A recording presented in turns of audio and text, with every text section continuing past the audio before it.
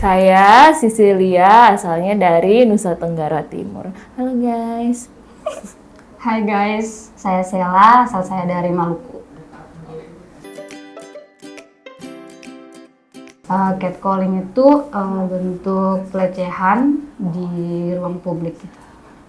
Kalau aku catcalling itu ya itu pelecehan, cuman biasanya mungkin paling sering dalam bentuk panggilannya, entah panggilan nama kayak uy gitu kayak gitu pokoknya iya lebih kayak sirene ambulans dan sebagainya gitu. Kalau batas-batasannya ada yang apa ya, masih kayak misal kayak goda-godaan gitu, kayak panggil nama kayak gitu, tapi ada juga yang sampai kayak nyentuh gitu.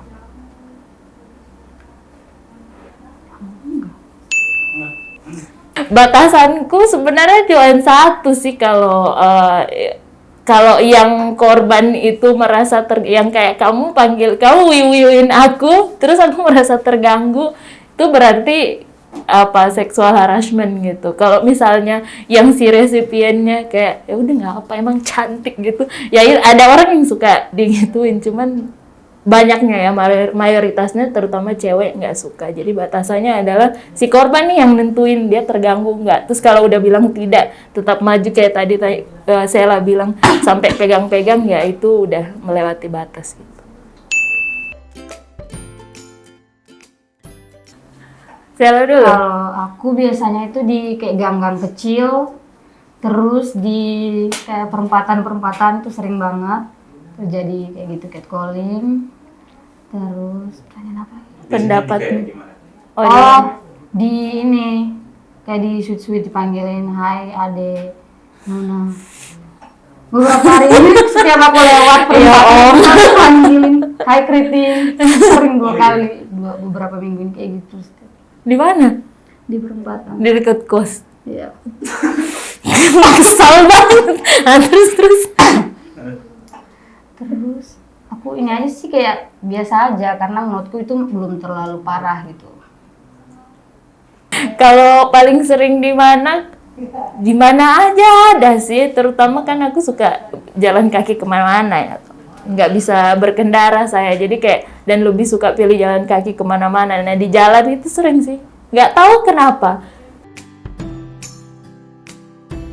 Kalau aku pribadi merasa yang catcalling dan panggil-panggil itu di jalan, biasanya modusnya kayak jauh nggak, kosan di mana biar dianterin. Kayak pendapatku pertama ya tergantung tempatnya ya. Kalau tempatnya itu banyak orang atau misalnya ada kenalan di situ, masih yang kayak kaget, tapi ini cuman seringnya takut karena nggak tahu ini ngapain, terus kayak dia tanya kosanku, kayak pertanyaan yang aneh, tiba-tiba kosan di mana, sini saya antar, sedangkan saya nggak ada kelihatan muka mau minta tolong antar pulang gitu. Kalau antar pulang kan tinggal pakai Grab, tolong ya, sekarang kita di dunia modern kayak tinggal pakai HP. Saya memang memilih jalan kaki, mau kemana, sini saya antar, nggak capek. Terus kayak ada yang paling parah itu yang berhenti kalau di jalan, terutama kayak ini biasanya kayak sweet gitu, kayak ya udah numpang lewat gitu. Cuman ada yang sampai berhenti terus beberapa kali, terutama sekitar sini, tiap kali berangkat kerja sama pulang, karena kantor dekat sama rumah jalan kan.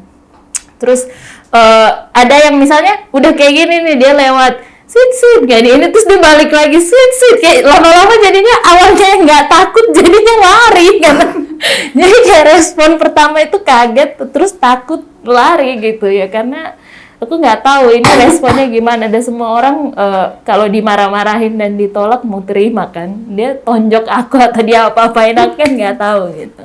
Jadi itu responnya. Paling Kalau pendapatku tentang mereka, kalau emang mau kayak misal kenalan, ya udah kenalan langsung aja, nggak usah kayak jadi cowok pecundang gitu kayak. Jijik banget. Langsung ke pediater.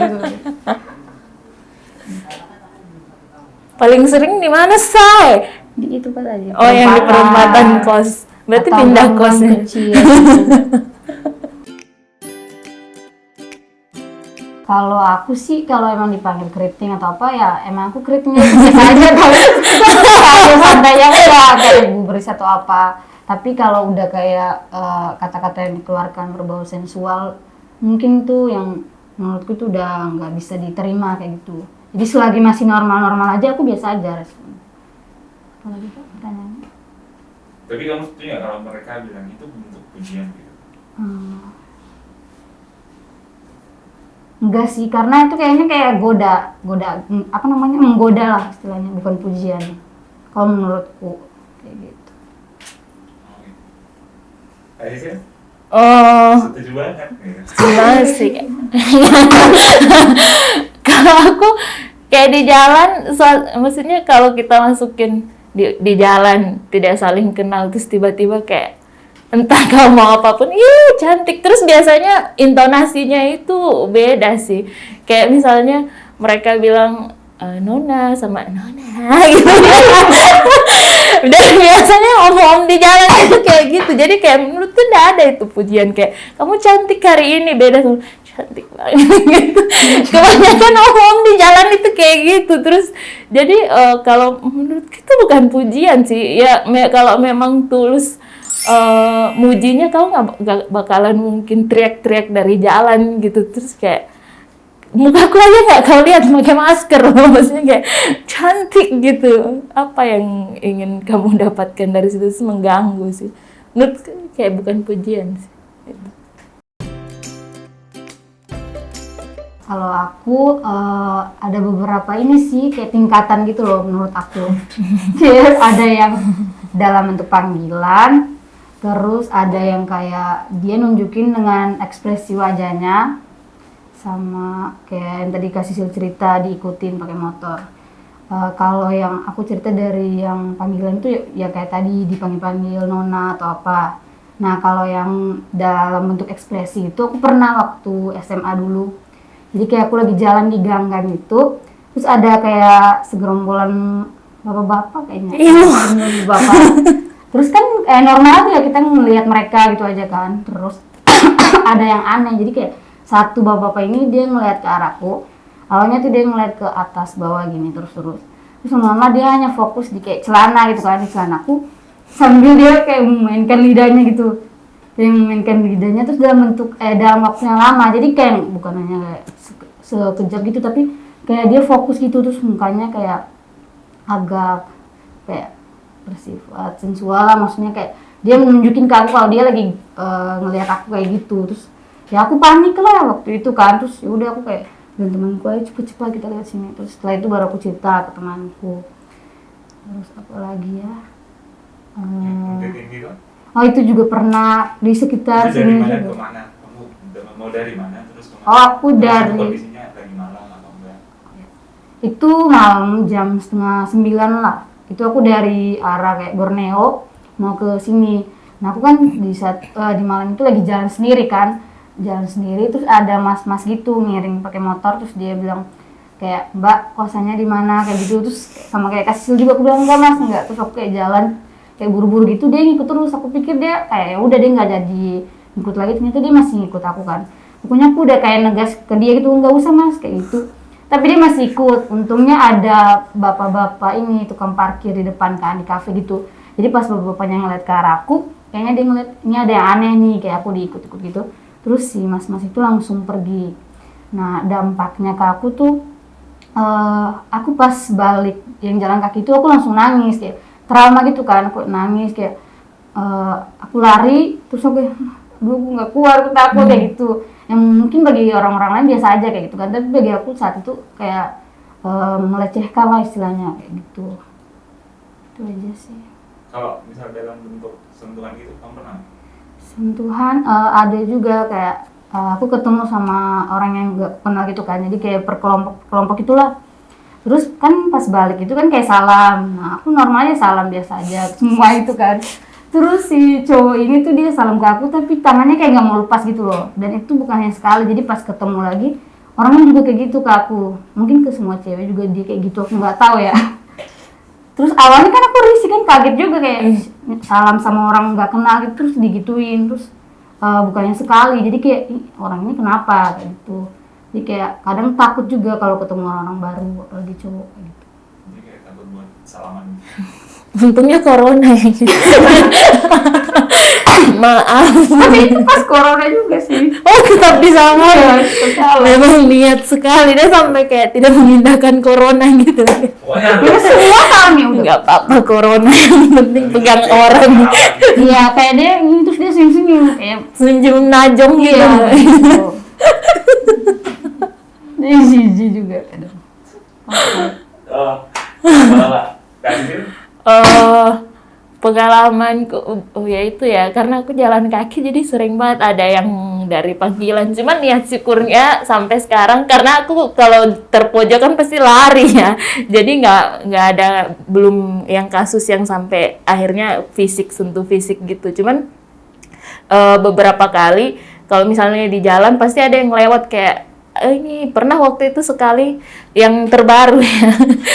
Yang terbaru. Oh, Jadi update. iya, setiap ini ada gitu. Kalau dibuat buku udah segini kayaknya. Karena di jalan kayaknya banyak banget yang kayak gitu.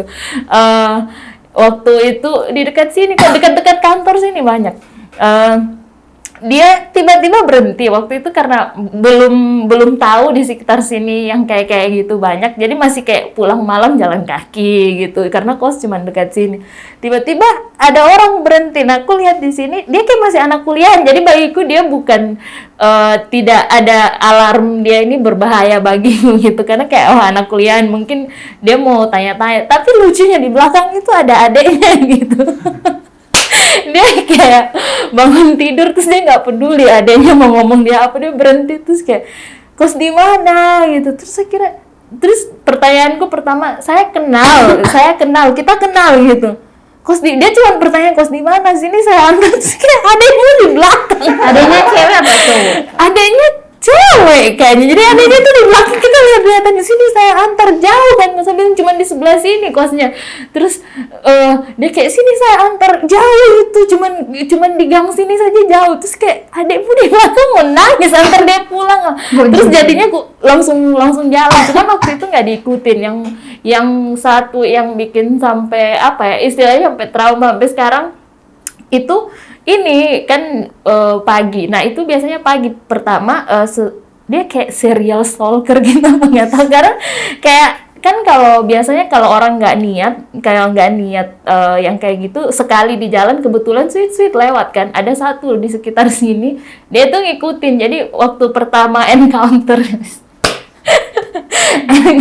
pertama itu nggak salah, pas ini kan di pinggir jalan kan, dia pakai motor lewat segini, terus namanya kita jalan ya, kita kontak mata sama orang, aku cuma pas kayak gini terus lihat, mungkin dia kira apa yang kukirimkan ke dia, padahal nggak ada apa-apa kukirimkan dia. Terus tiba-tiba dia nggak ini, cuman kan nggak sadar kan aku, dia balik ikut belakang. Nah pas udah mau sampai kantor, tiba-tiba dipepetin gini, kayak mau kemana sih, saya antar gitu. Terus kayak saya mau masuk sini kak, terus kayak dipepetin sampai kayak gini kan, terus kayak langsung masuk. Nah besoknya itu kayak jadi ternyata dia tuh hafal jam tiap pagi aku ke kantor. Mengerikan. Sekalinya aku kirain itu cuman kayak apa, kan aku nggak terlalu cepat tanda motor orang kan. Nah sekalinya waktu itu aku muter pakai rute lain, cuman menguji nih ini orang apakah betul tiap pagi dia coba stalk aku. Ternyata waktu itu datang, dia mungkin karena lewat jalur biasa ku jalan nggak ada, dia nungguin di depan pagar sini. Terus aku pas kayak gini, dia nungguin di situ terus lihat-lihat ke dalam kantor. Nah karena aku rajin banget ke kantor kan, biasanya pagi-pagi buta kan. Terus dia ini udah kayak gini-gini, terus dalam pikiranku ya ampun ini jam segini belum ada orang di kantor, terus gimana? Aku kayak, tapi masih pikiran nggak mungkin dia sampai senekat itu karena sekitar dia ada orang kan. Aku jalan lah seperti nggak tahu apa-apa. Dia juga datang pakai motor kan, gini-gini. Terus ke arahku kan, jadi ku ke pinggir sini, dia ke sini terus mau berhenti kan, langsung lari. Dari situ sampai sekarang walaupun kosku dekat, aku selalu pakai ojol ke ini. Sedih banget, buang-buang duit cuma gara-gara itu orang-orang nggak jelas. Jadi kayak trauma gitu. Soalnya kalau di jalan pertama kayak kepikiran mau teriak, cuman agak aneh gitu, dia kan di motor, kalau aku teriak terus dia kayak jalan gitu, kayak orang tolol gitu. Terus kayak mau udah tahu dia bahaya, tapi karena belum ada aksi yang ini, terus kayak nggak ada bukti juga, jadi kayak mau lapor ke siapa gitu, mau teriak, baru kebanyakan kayak gitu. Pasti tanggapan orang kayak jangan-jangan dia maksudnya baik, cuman mau antar, kan kamu jalan kaki, kan saya tidak perlu bantuan gitu. Ini kakak videoin kayak orang. Iya, dan kesannya itu kayak biasanya kayak gitu, dalam pikiranku itu sudah ada kayak udah ada apa yang harus kulakukan, videoin. Enggak, udah datang itu udah takut, udah panik, nggak tahu kayak ngapain, nungguin dia ngapa-ngapain dulu, mending kabur kan kayak gitu. Itu sih. Kalau ya itu sih, kalau ngomongin catcalling ini semuanya tergantung sih. Cuman ya batasku adalah misalnya ini berlaku untuk cewek cowok. Jadi kayak misalnya semua manusia gitu, aku ke Sela terus bilang kenalan, tuh Sela bilang enggak gitu. Biasanya kan kayak gitu kita terganggu karena udah entah ditolak verbal bilang tidak, itu juga tetap ini ditolak dengan ekspresi. Karena biasanya setiap orang yang lihat orang catcall pasti mukanya langsung kayak nggak enak. Emang saya senyum sama kamu kan? Enggak, tapi kayak tetap datang. Terus tiba-tiba dengan alibi mereka, ih sombong banget, cuma mau kenalan gitu. Masa sih cuma mau kenalan kayak gitu? Kalau misalnya mau kenalan pun kalau orang nggak mau, kenapa gitu? Maksudnya ya kayak gitu. Itu alibi yang menurutku agak kurang gimana gitu. Kayak ya udah, kalau orang nggak ya gitu. Jadi kalau batasannya yang kamu minta, ini apapun yang kamu minta mau kenalan sama dia, kalau bilang enggak ya sebaiknya tolong mundur gitu. Gitu. Kalau menurutku apa ya, kalau memang kayak misal mau kenalan atau apa, kayak misal manggil-manggil doang, respon aku ke mereka tuh biasa aja kayak gitu. Nah mungkin mereka dari dulu tuh menganggap itu sebuah apa ya, lelucon, kayak barang komplotan mereka, jadi kayak manggil-manggil tuh hal biasa gitu menurut aku.